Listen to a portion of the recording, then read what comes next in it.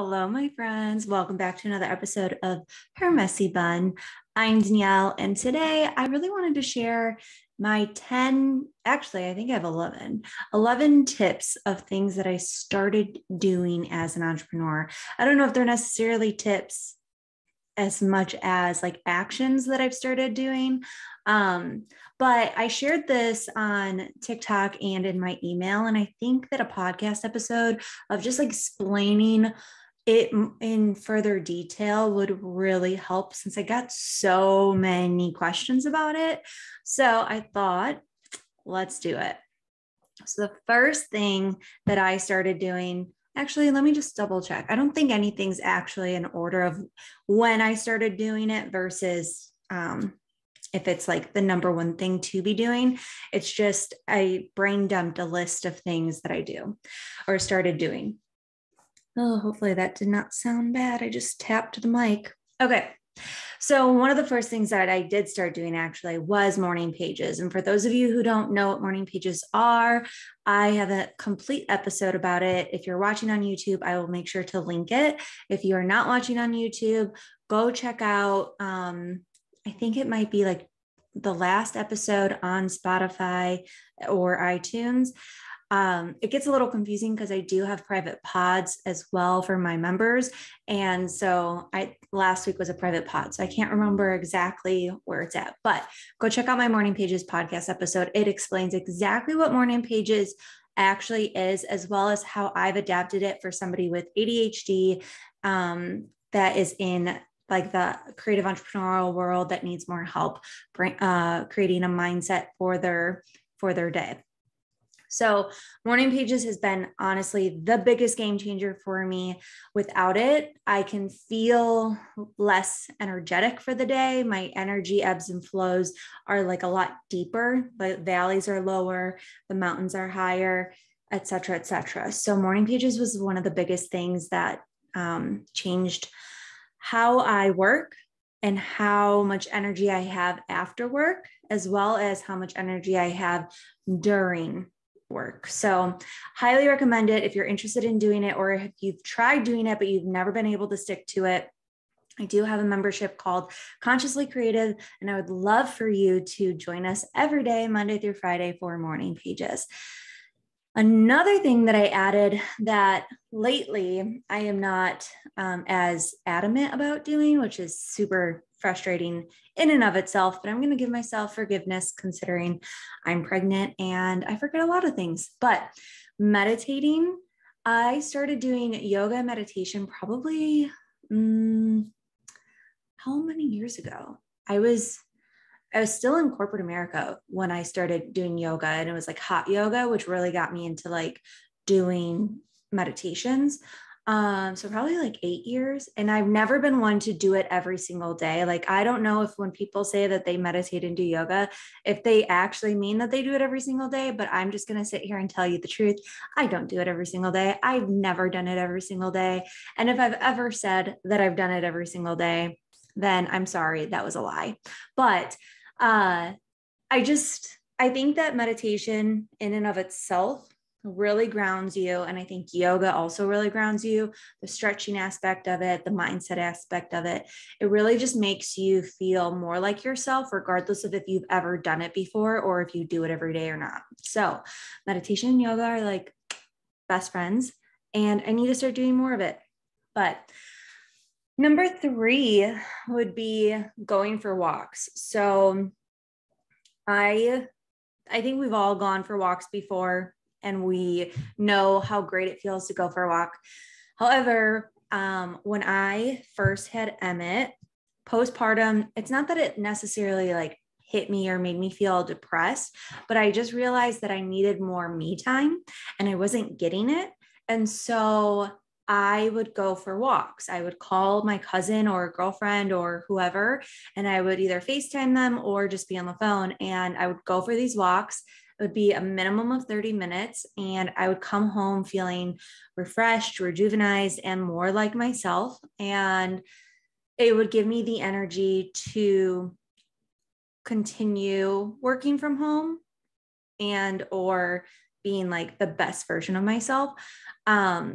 even during the winter, like it was just one of those things where didn't matter how cold it was.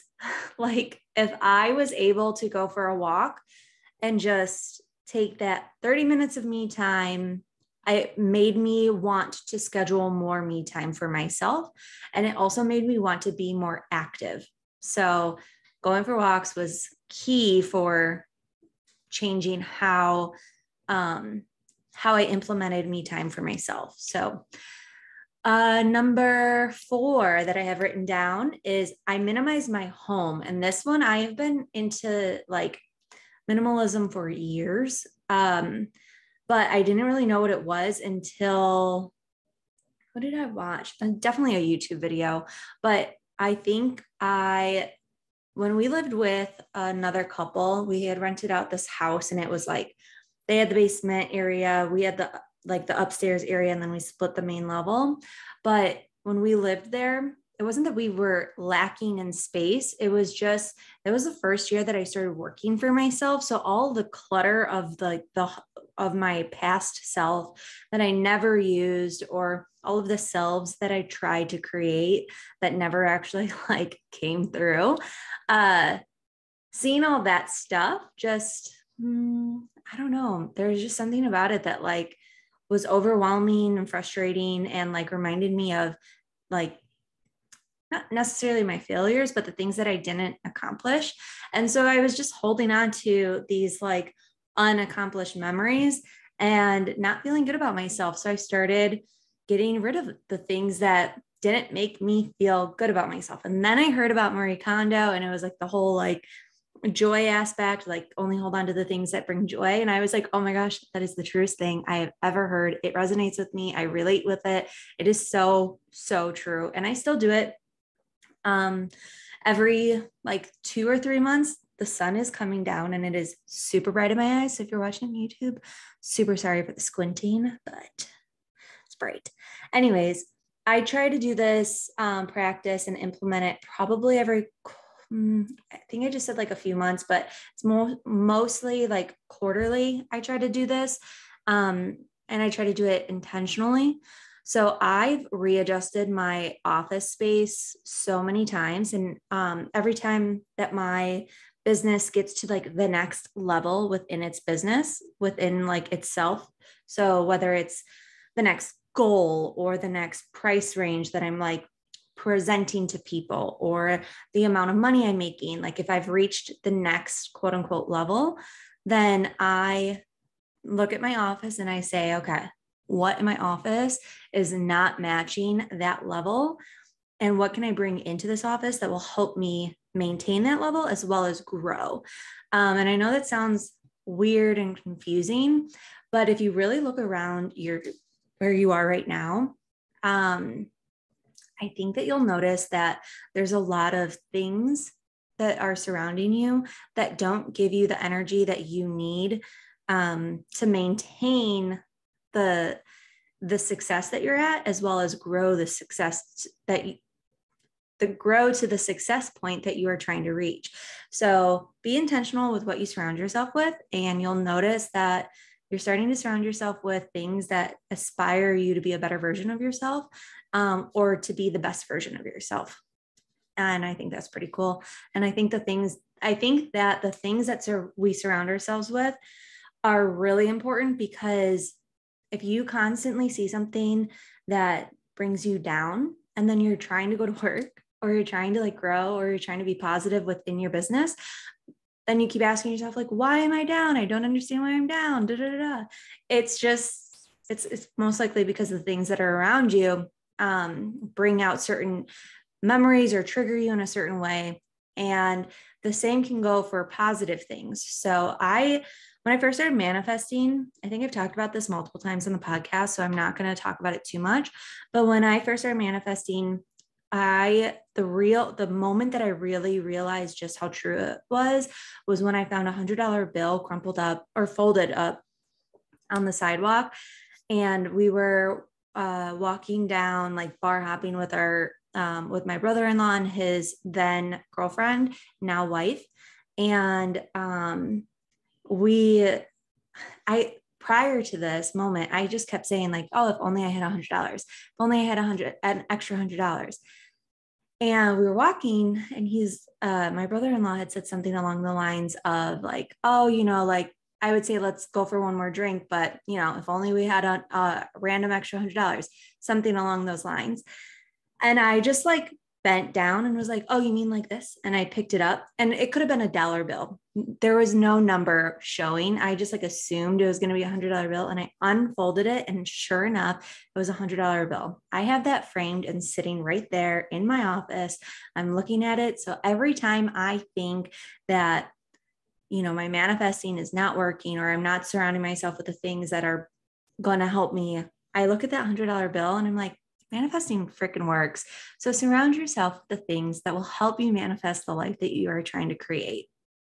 That's my rant on minimizing your home. All right. Number 5 would be focus on one thing at a time. So I have ADHD. Clearly, I talk about it all the time. I am a late diagnosee, which means that I wasn't diagnosed until I was in my 30s. So like last year, honestly, 2020 has been the longest 7 years of my life. And I think we're in 2022 right now. Sometimes I forget, but it was sometime during this panorama that we're in. And I just remember being like, wow, things are like really clicking for me. So there are moments in my life where I focus on a million things at once because I have a hard time focusing on one thing at a time. And so I started getting stricter with my time and really trying to focus on one thing. So probably like 6 years ago, something like that, in the beginning of me doing self-employment and trying to become an entrepreneur and doing freelance graphic design work, I found this quote that there's like no such thing as motivation. Like you can't motivate yourself to start. Starting is the motivator. So it's what keeps you going. And then from that that started this whole rabbit hole of like how to get shit done to like, don't watch TV while you work because there's no such thing as multitasking, et cetera, et cetera. And like some of the stuff in it made sense, but a lot of other times it didn't because I didn't realize that they were speaking to a neurotypical person, whereas like I'm neurodivergent, so my brain genuinely does not work the same way that other people's do. So I think that it's interesting that like the way that you're like, if you can figure out the way that your brain works, if you are trying to focus on something and having like the distractors around you, like your phone or the TV on, or like your child running around, if you have kids, those distractors really don't help you focus on one thing at a time. So I've learned how to focus on one thing at a time, since I genuinely have a hard time doing that until I like jump into hyper focus mode. And then I'm like, that's all I can see. But there's a lot of focus sounds that you can listen to on YouTube, totally free. You can also join focus groups. I'm in one that I join when I'm like really needing just like the gentle accountability of knowing that other people are working. You can body double with a friend. You can have, if you have a partner, you can ask your partner to like just sit in the room with you while you accomplish this task. But focusing on one thing at a time has really been a game changer for me, because I've learned that once one thing is completely done, I can easily move to the next thing without thinking about the thing that's not done.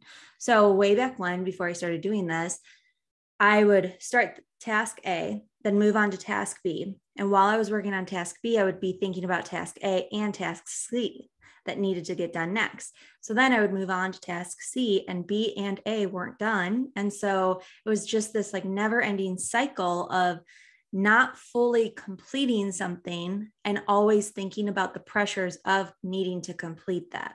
So if you can focus on one thing at a time and complete it from start to finish, or maybe just like finish what you started already, but break down your tasks into smaller tasks and focus on that one thing at a time, it really helps you relieve the pressure of needing to focus on task A in general. So if task A is like cleaning your office, break down what cleaning your office entails. Is it wiping down your desk and computer? Is it putting books away? Is it putting notebooks away?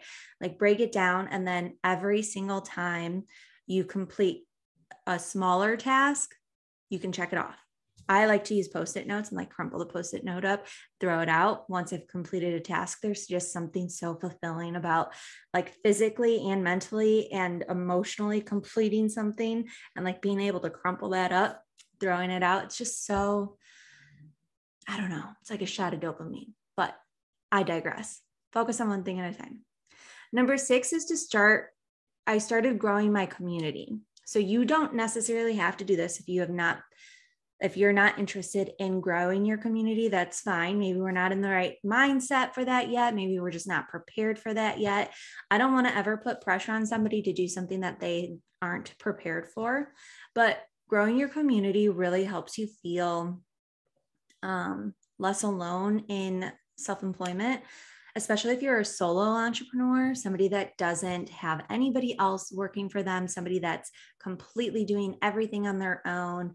You might be single and living alone and doing this all on your own. And that can be really, really tiring in and of itself. So having a community and like surrounding myself with people that genuinely want to see me succeed, as well as me genuinely wanting to see them succeed, and like leaning on each other for that like mental and emotional support, even if it's virtual, has been the biggest game changer. Because for instance, Consciously Creative is a community that I've recently started. I started it last year to like help people become more conscious within growing their business and be that baddie that they really want to be. But outside of Consciously Creative, before I started doing that, I actually started connecting with my social media virtual community. And I realized that there's so much importance behind that, because sometimes we think that we're like alone in the things that we're experiencing, both negative and positively. And that puts us in this comparative mindset of like, why them? Why this person? Why this person? Because we don't actually know what they're actually going through. And then we're just comparing ourselves on social media, and you're getting stuck in the scroll hole of like, I'm not as good as this perfectly oriented and designed image on specifically Instagram. And it's just like, it's not good it's not good. Comparative mindsets are restraints on our creative ability and restraints on our individualistic mindset. And by that, I mean that they put us in this box of like, well, maybe I need to do it like they did it. And then you're not being your true self. And then you're creating stuff that you probably wouldn't have created. And then you're comparing yourself when that creation does not succeed the way that, quote unquote, the way that it did for the other person. So create your community now so that you can get out of the comparison mindset. And if you're interested in just like joining a community, there's so many different communities out there, but specifically Consciously Creative has a community that will help you, that we like virtually touch base every single day, Monday through Friday. So if you're interested in needing to see somebody face to face, you can join us for morning pages, like I said earlier. But then we also do monthly like clarity calls. We also do, oh, that sun just got in my eye. We also have a virtual community online where you can like get to know each other. And it's just really nice. It's nice to be able to connect with other people. The next thing that I started doing was I understood that free really does lead to leads. So free equals leads. And understanding that, like knowing it, hearing it, and then understanding it are two very, very different things. So a lot of times we think like, I can make money from this. I can make money from that. I can make money from this, but why would I give this away for free if I can make money from it? Money, money, money, money, money. And it's like, yes, you could technically make money from just about anything nowadays, But if you're not providing any free value and you are just starting out, how will people know or be able to trust you that this huge thing or small thing or mediocre thing or whatever size it is that you are creating to sell is worth buying unless they've experienced your free knowledge, your freebies, your what you have to offer and what you bring to the table. So understanding that free equals leads was a huge game changer because it started growing my community, but it also started growing my email list to the point where like my email list has become interactive. And like now when I send an email out, it's like, I know I'm going to make a sale. If it's about making sales, I know people are going to click and check out the YouTube video or the podcast episode or the TikTok video that I'm sharing. I know people are going to reply to that email being like, yes, thank you so much. Or, hey, what about this? Or just giving me their 2 cents on, and like creating a conversation within that email.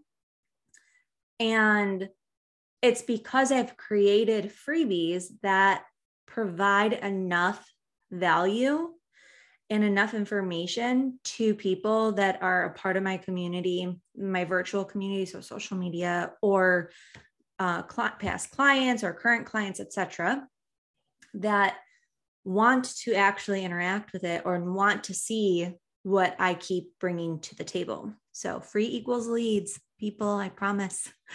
Number 8 would be that I stopped telling everybody my ideas. This one, you guys, I don't know how many times I have to tell you this, but stop telling everyone your ideas. Oh, excuse me.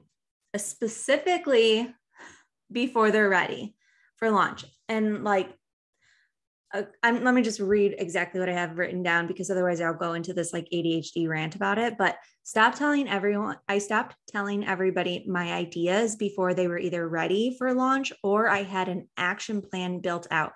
And the reason for this is there are so many reasons.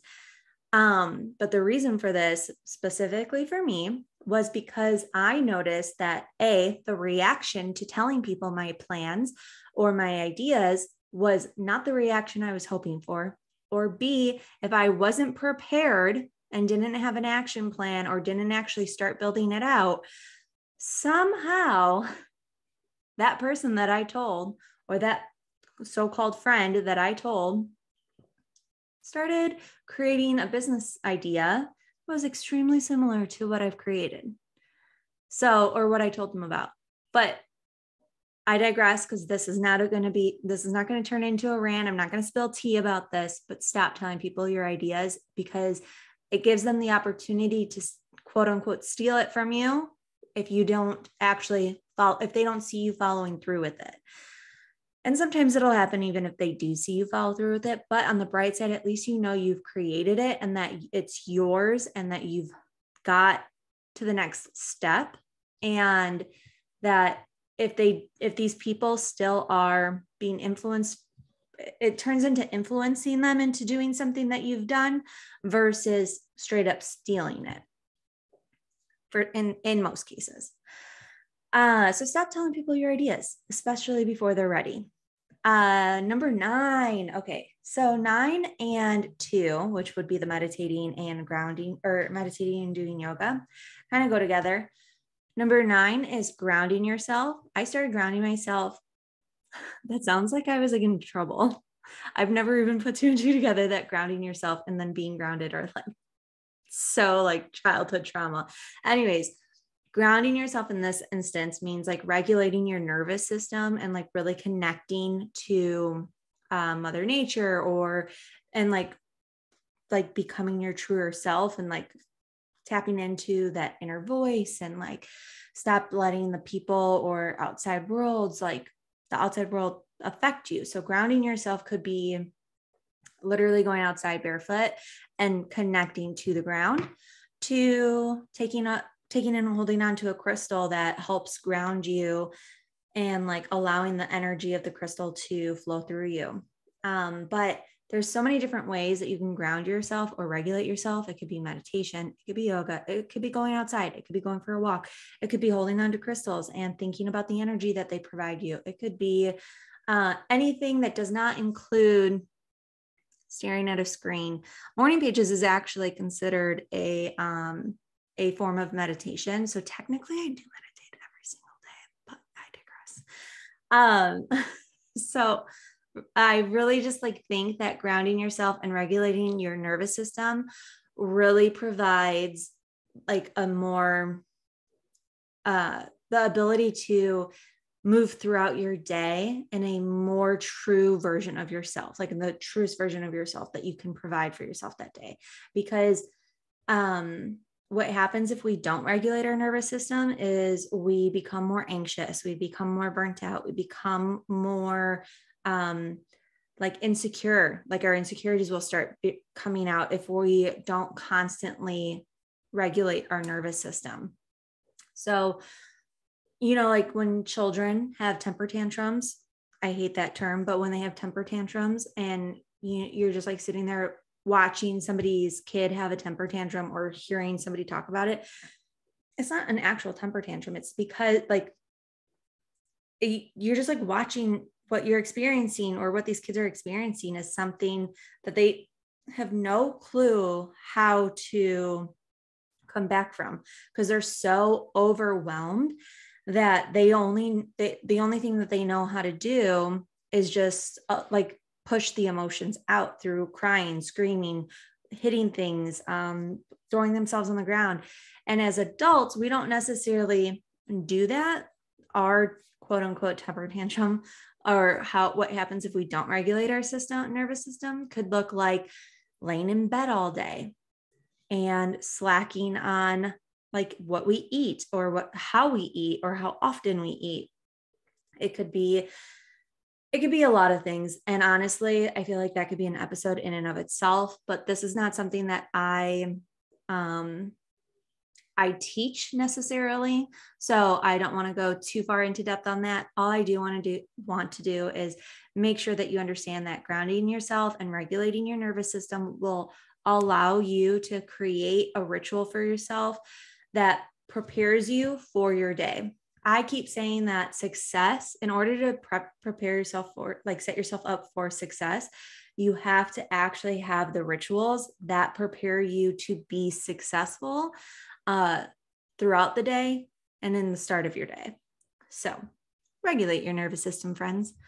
Number 10 would be to set timers and literally schedule everything.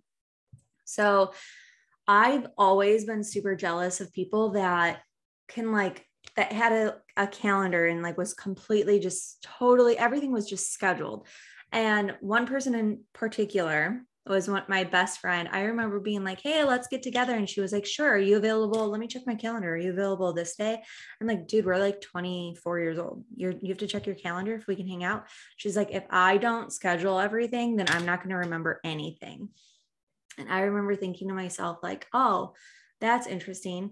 And then realizing that I was forgetting so many plans and I was forgetting so many things like school, work, not to go to school or to go to work, but like the things that I needed to prepare myself for those days. And so I made an effort to start like creating a schedule for myself and to start scheduling everything. And that started off looking like today I'm like cleaning or working, like blocking out a time that just said work. Now everything is totally like broken down. And like I even include fun times. Like I'm not allowed to do anything except have fun during that time. Hold on, let me take a sip of this water.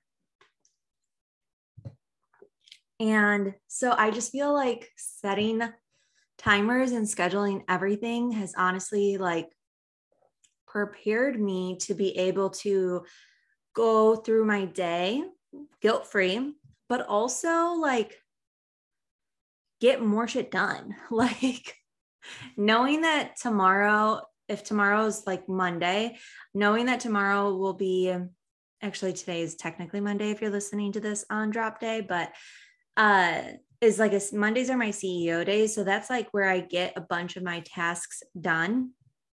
But I've created a schedule that works around my energy cycles and like that I've intuitively created for myself based off of certain questions and certain aspects of my life. And I just feel like that was the biggest game changer because I could never stick to a schedule prior to this. And like I figured out how to do that, which then led to helping others do that. So if you're interested or need help creating a strict but not strict schedule for yourself, because I know it sounds so confusing, but being stricter with your time without having a strict schedule, aka following your intuitive energy cycles. So working based off of that, let me know. I have an intuitive work schedule. It's on my website. You can go check it out under coaching, I believe is the title of it right now. So go check that out. I've helped hundreds of women create an intuitive work schedule for themselves, and it has been the biggest game changer for them and for me. Every time I help somebody create an intuitive work schedule for themselves, it also makes me think about mine, and like I make tiny tweaks almost every time. So let me just see. I got off topic, not off topic a little bit, but I didn't read the whole thing. So I just want to make sure I did. So I'm strict with my time so that I can be free for the rest of the day, which led to me working 3 hours a day. And if you want to learn I work 3 hours a day, which is actually 4 now that I'm prepping for maternity leave. But if you want to learn how, you can book a one-on-one with me, or you can watch this video. Apparently I have a video on YouTube. So if I find that, I'll link it for you. And then finally, number 11 is I invested in myself so that my business would grow. So I actually started investing in myself to provide myself the tools and the information that I needed to get to the next level. So if you don't have the tools or knowledge to get you to the next figure, so now we're talking money, which I rarely do, but you need to have the knowledge and the tools to get you to the next figure in your business, because we don't know what to prep for. We don't know what that looks like, especially if we've never experienced it. So being with somebody and working with somebody that has experienced it or has helped other people experience it will prep you and your business to get you to that point. So I have helped multiple people get to the next figure multiple different times, which is crazy to think about. But investing in your business and providing a coach for yourself, whether it be a confidence coach, a business coach, a life coach, a therapist, I think that we just need to make sure that we are investing in ourselves so that we are constantly putting our best foot forward and being able to balance on it. Because a lot of times the thing that we forget is that we will think we're putting our best foot forward, but we are still not able to balance on that foot. So we need to make sure that we are capable of not only stepping into the next form of our business or into the next moment of the day, but being able to balance on it. And what I mean by that is, if you are burnt out, if you are so sad or triggered about something that happened in your life and you don't have anybody to talk to, therapist wise or business coach wise or whatever it might be, like if a launch didn't go well and you don't have a coach to talk to about the successes or like what not to do the next time or why it potentially didn't work, or if you lost a family member and you're sad and you don't have a therapist to talk to about that, there are things that we think that are just like brushing under the rug. But let me just tell you, there is no rug in our life. We're not walking on a constant rug. So stop trying to brush things under a rug, because the rug doesn't exist. You're just hiding it in different places. And what's really happening is it's falling behind you and you're never confronting it. And by not confronting these things, we prevent ourselves from growth.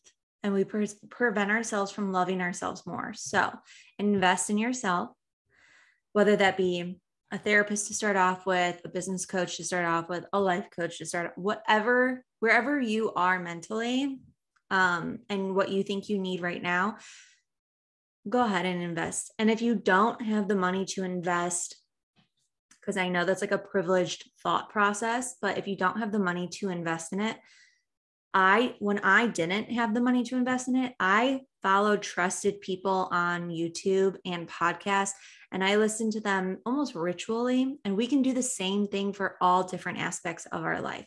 We can find business coaches online that share a crap ton of free information that will allow us to get to the point of being able to invest in ourselves. And the same thing goes with therapy now, especially since 2020.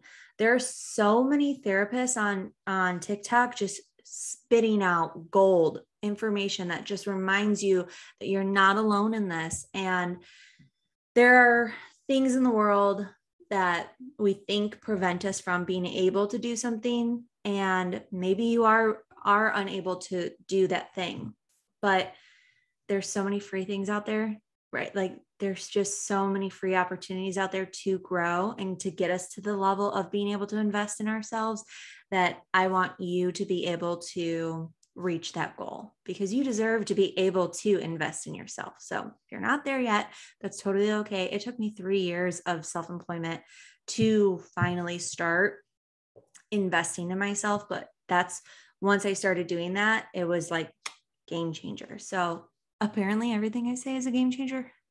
Who am I?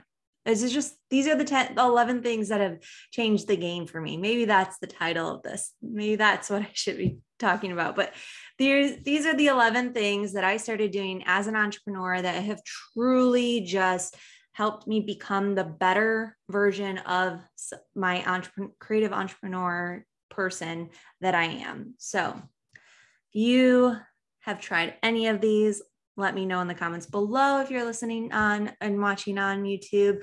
And if you are listening on Spotify or iTunes, I would love to hear from you. So make sure you go over to my Instagram account at Her Messy Bun and let me know that you listened to today's podcast. Go ahead and share it. You can actually share it directly from Spotify onto your story if you're interested in it, and go ahead and just tag me. I would love to see who's listening. I share every time I see a new one. Sometimes I don't see new ones because I don't get notifications because we're not friends yet. So like, let's also be friends. Let's be friends so that I can get notified every time you share something about the podcast. That'd be pretty cool. Otherwise, I really just want to say thank you again for listening to another episode of Her Messy Bun. Until next time, guys, thank you so much. Bye.